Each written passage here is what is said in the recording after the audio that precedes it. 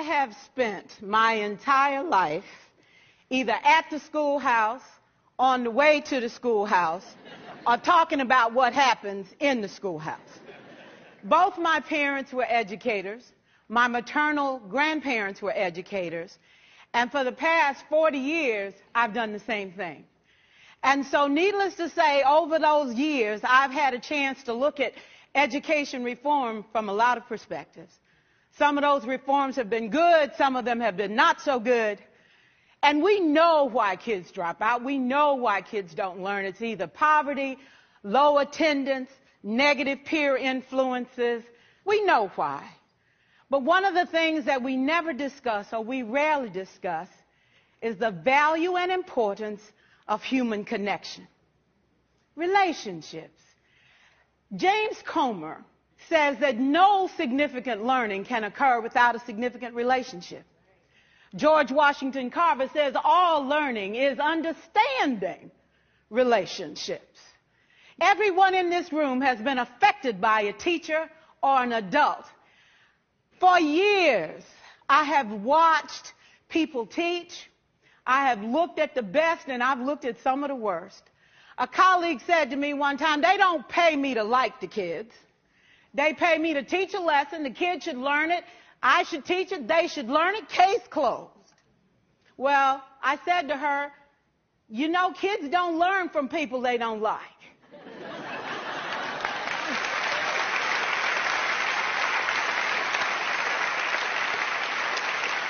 She said, that's just a bunch of hooey.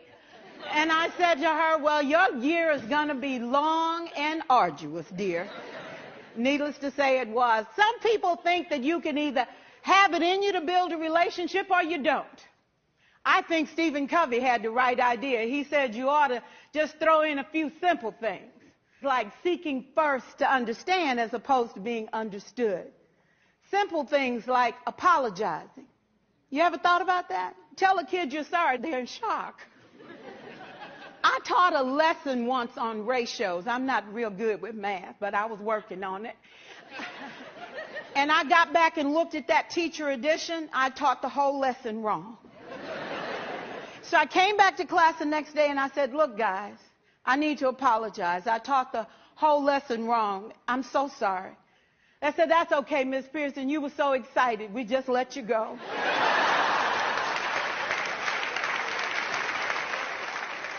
I have had classes that were so low, so academically deficient that I cried.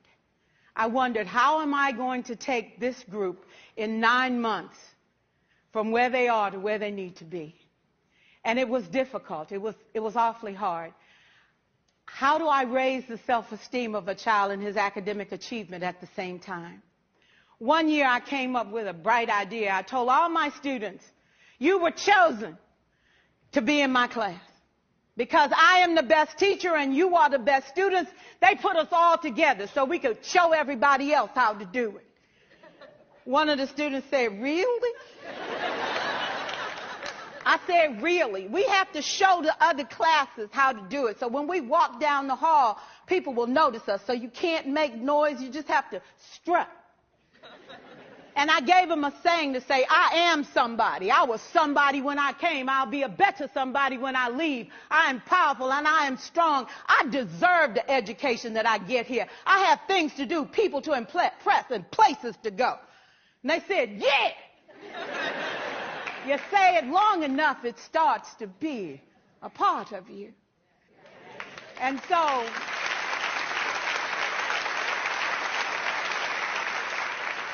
I gave a quiz, 20 questions. Student missed 18. I put a +2 on this paper and a big smiley face. He said, Miss Pearson, is this an F? I said, yes. He said, then why'd you put a smiley face? I said, because you on the roll. You got 2 right. You didn't miss them all. I said, and when we review this, won't you do better? He said, yes, ma'am, I can do better. You see, -18 sucks all the life out of you. +2 said, I ain't all bad.